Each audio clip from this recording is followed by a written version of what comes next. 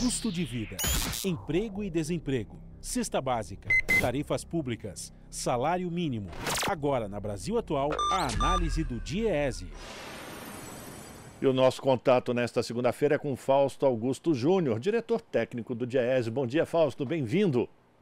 Bom dia, Rafael. Bom dia a todos. Fausto, na última quinta-feira o IBGE, o Instituto Brasileiro de Geografia e Estatística, divulgou que o PIB do Brasil cresceu 2,9% no ano de 2022.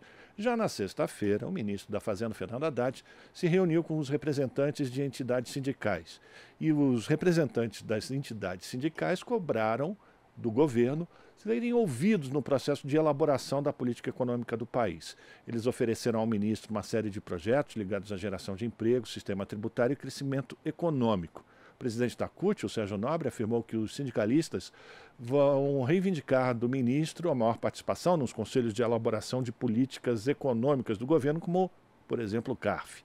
De acordo com o Sérgio Nobre, o Conselho Administrativo de Recursos Fiscais não pode ter só representantes dos empresários para decidir sobre questão de tributações. O presidente da CUT disse ainda que os sindicatos manifestaram ao ministro descontentamento em relação à elevada taxa de juros, que hoje está em 13,75% ao ano, e já adiantaram para o Haddad que vão fazer manifestações no dia 21 de março, quando o Comitê de Política Monetária, o Copom, se reúne para definir a taxa básica de juros.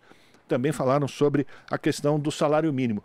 Mas é importante, nesse contexto, Fausto, mostrar que os trabalhadores agora voltam a ter voz, voltam a ter palavra para conversar com o governo. Isso é muito importante para a gente encontrar caminhos que levem ao crescimento econômico, à retomada do crescimento econômico, à geração de empregos, não?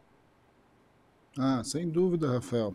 E é importante, nós estamos começando o mês de março, ou seja, nós estamos entrando aí no terceiro mês de governo, e as centrais sindicais e os movimentos populares se reuniram com o ministro da Fazenda. Esse é um dado bastante relevante, né?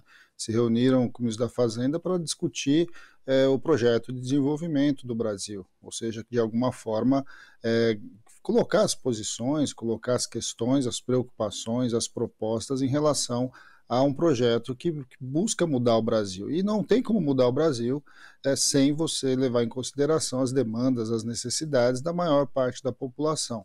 Então, de alguma forma, a Fazenda, né, se reunir com as centrais sindicais, com os movimentos populares, é um movimento bastante importante, significativo e simbólico. Né? Simbólico porque é normal que as centrais sindicais, os movimentos se reúnam com o ministro do Trabalho, com os outros ministros, etc., mas o ministro da Fazenda, normalmente, ele é lá uma espécie de anteparo ali de toda a discussão econômica, mas, ao mesmo tempo, sem, de certo modo, organizar ali a economia, um projeto econômico, né, que se coadune, né, que se relacione com o projeto de desenvolvimento que está sendo colocado em outros espaços, a gente sabe que de fato ele não anda, né? Não existe projeto de industrialização, não existe projeto de geração de emprego se a Fazenda, de certo modo, não desenhar a política econômica vinculada com o objetivo de melhorar o crescimento econômico, industrializar o Brasil e avançar aí na geração de emprego e renda. Então, tudo isso, de certo modo, foi bastante importante para que a gente pudesse colocar ali para o Haddad, né, para o então ministro Haddad, as demandas e as necessidades da classe trabalhadora em geral. Acho que um dado também importante ali, Rafael, foi o debate sobre o CARF, uma vez que é fundamental que esse conselho, que é uma espécie de um conselho tributário, onde as demandas tributárias são discutidas e que está sendo objeto de discussão no Congresso Nacional por meio da medida provisória, precisa restabelecer o tal chamado voto de qualidade, e esse voto de qualidade de desempate, né, tem que ser para o governo, mas não só isso, né, é importante que você reorganize esse conselho e que nesse conselho passe compor a sociedade. Não é possível que num conselho onde 90% das demandas são demandas da sociedade em geral, ou seja, são demandas inclusive da maior parte de pessoas físicas, não tenha ali membros da classe trabalhadora, na verdade tenha só numa Câmara e em torno de 6 membros, num conselho que tem quase 200 pessoas e que a grande parte desse conselho seja empresários.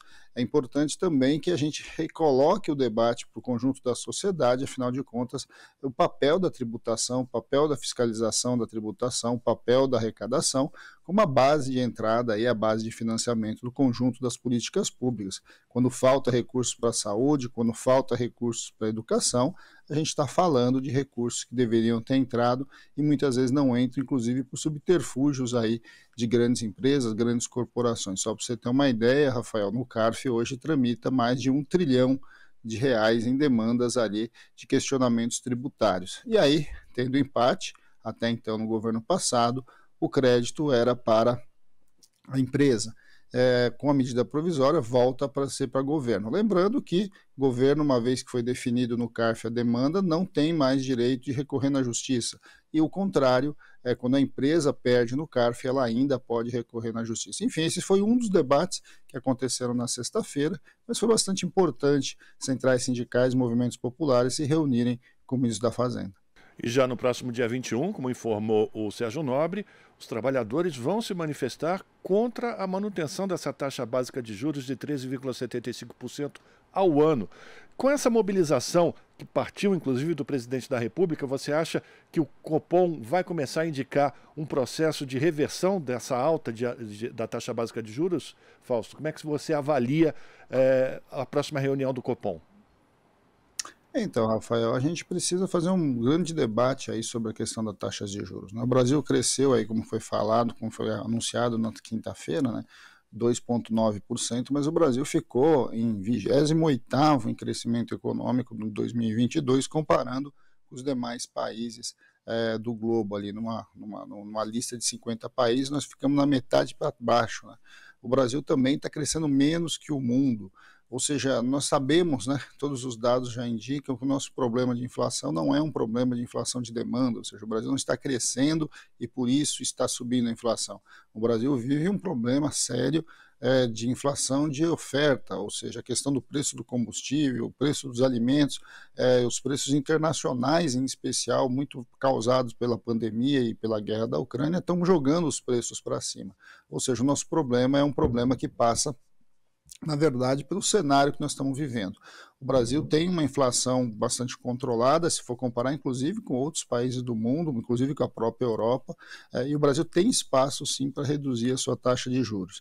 E reduzir a taxa de juros é fundamental para que as empresas acessem crédito mais barato, porque as pessoas físicas, né, as pessoas em geral, consigam acessar crédito. É importante porque quando as empresas têm uma taxa de juros mais baixa no mercado, a tendência é que o investidor volte a investir no setor produtivo e faça o Brasil voltar a crescer. É bom lembrar que o Banco Central é autônomo, então o mandato do atual presidente do Banco Central vai até o final de 2024, ou seja, a relação entre o governo federal e o presidente do Banco Central, que foi escolhido pelo então presidente Bolsonaro, precisa de alguma forma caminhar ali para o crescimento do Brasil, e nós precisamos, enquanto sociedade, chamar ali a responsabilidade do Banco Central para aquilo que está definido, inclusive na lei que define a autonomia do Banco Central. Não é só a inflação a discussão que o Banco Central precisa se preocupar. O Banco Central precisa se preocupar com o crescimento econômico e com a geração de emprego e renda. Isso está no artigo 1º da lei que criou a autonomia do Banco Central. É importante, então, que o Copom e depois o Conselho Monetário Nacional façam uma discussão significativa sobre quais são os parâmetros que o Brasil precisa se organizar para definir a sua taxa de juros. Mais importante até do que a definição da taxa de juros é a sinalização para o mercado e sinalização para a sociedade em geral, que a partir de agora, Banco Central e o governo, em especial a equipe econômica, vão estar monitorando, vão ter como referências da definição da meta e da taxa de juros a questão do crescimento econômico e da geração de emprego e renda. De alguma forma, nós precisamos fazer esse debate com a sociedade, um debate que muitas vezes a sociedade não entende muito bem, porque dá a impressão que juros nós estamos falando somente ali do crédito, né, do cartão de crédito, do cheque especial, do crediário, mas na verdade a taxa de juros ela é um preço significativo da economia e ela interfere nas decisões econômicas do mercado como um todo e do investimento, que é algo fundamental para que o Brasil volte a crescer. Então, olhando para esse cenário, nós precisamos sim pressionar o Banco Central, pressionar o próprio governo para que a gente estabeleça novos parâmetros de definição dessa taxa, que de alguma forma pode ou não indicar uma mudança significativa para onde vai a nossa economia. A gente está conversando com o Fausto Augusto Júnior, que é diretor técnico do DIEESE. Para a gente terminar, Fausto, vamos falar também de uma outra reivindicação dos trabalhadores na reunião que foi feita na última sexta-feira com o ministro da Fazenda, Fernando Haddad, que é o aumento do salário mínimo. O presidente Lula colocou em R$ 1.320, fixou em R$ 1.320 o valor do mínimo, mas os sindicatos reivindicam um valor maior, né, a construção de uma política de valorização do salário mínimo para os próximos anos. O Sérgio Nobre, presidente da CUT, por exemplo, disse que os sindicalistas fizeram o cálculo e que se a política de valorização do salário mínimo não tivesse sido interrompida pelos governos de Temer e Bolsonaro, o salário mínimo hoje seria de R$ 1.382. E, de acordo com o Sérgio Nobre, é esse o valor que as centrais sindicais, os trabalhadores, vão cobrar do governo, para que essa seja a diferença alcançada pelo governo. Como é que você avalia também essa disposição dos trabalhadores de lutarem por uma política de valorização do salário mínimo, uma valorização real do salário mínimo?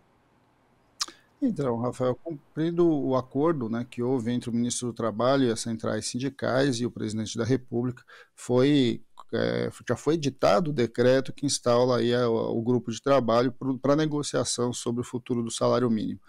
Muito provavelmente, nas próximas semanas, a gente vai ver esse grupo se reunindo e o grande debate é a reinstalação da política de valorização do salário mínimo. O presidente Lula já tem falado em vários espaços, em várias entrevistas, que é importante que o salário mínimo tenha garantido o seu poder de compra, ou seja, o índice de inflação, mas que incorpore também na definição do seu reajuste a questão do crescimento econômico.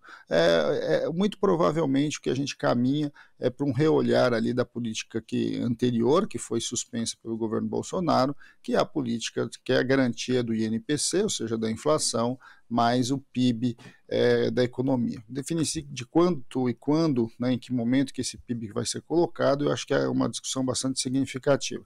E a outra questão está posta é a perda, né? Na verdade não é a perda, é o não pagamento da política de valorização do salário mínimo pelo governo Bolsonaro. Isso dá cerca de 6%, né? Ou seja, o salário mínimo deveria estar em torno de 1.380 e ele foi anunciado agora para maio 1.320. Bem, se a gente pegar o 1.302 para 1.320, a gente vai ver que pode ser a primeira parcela, pode ser o começo dessa nova política. De um lado, o pagamento da política a partir do para frente e a busca aí da recomposição até chegar nesse 1.380. É claro que não é o 1.380, porque o ano que vem, se tudo caminhar como a gente espera, o salário mínimo tende a ser valorizado, ou seja, ele tende até a inflação, mais o PIB, e aí você coloca mais um percentual em cima para recompor, de certo modo, o que deveria ter sido pago no governo anterior. Acho que essa é uma boa saída, uma boa discussão que precisa ser feita, mas ela vai acontecer ali no grupo de trabalho, na negociação com o governo. Importante, né? Por que foi importante essa discussão, inclusive com o ministro da Fazenda? Porque no grupo de trabalho está lá a Fazenda, está lá o planejamento, a gente precisa fazer essa discussão do ponto de vista estrutural e como o salário mínimo impacta a vida das pessoas, melhora a economia, avança aí na distribuição de renda, e esse é um indicativo importante para a melhoria aí do consumo, para puxar a economia para frente, para sinalizar que o Brasil está entrando numa outra fase e que a questão do crescimento econômico passa inevitavelmente pelo debate do desenvolvimento social. Eu acho que o salário mínimo é um dos grandes elementos aí de você melhorar a distribuição de renda no Brasil, não só entre as classes, mas também nas regiões. O salário mínimo impacta de maneira decisiva nas regiões mais pobres, nas periferias e de alguma forma reativa o consumo. Então, debater salário mínimo é também de alguma forma estar debatendo uma nova política econômica que vai impactar diretamente a vida real da maior parte dos brasileiros. Vamos lembrar que quando a gente fala de salário mínimo, nós estamos falando em cerca de 60 milhões de pessoas que são impactadas diretamente por ele. Então, pensar e debater tudo isso é uma tarefa aí para os próximos 45 dias entre centrais sindicais e governo. A gente espera que até maio, até o 1º de maio, essas definições já tenham sido concluídas e que de alguma forma a gente possa aí ter uma nova política, colocando aí as perspectivas do para frente de uma melhoria aí, em especial naqueles que ganham muito pouco. Agradecer a participação de Fausto Augusto Júnior, diretor técnico do DIEESE aqui no Jornal Brasil Atual. Fausto, obrigado pela tua participação. Ótima semana para você e a gente continua em contato. Grande abraço, Rafael, e boa semana a todos. Conversamos com Fausto Augusto Júnior, aqui no Jornal Brasil Atual. Estamos apresentando Jornal Brasil Atual. As notícias que os outros não dão.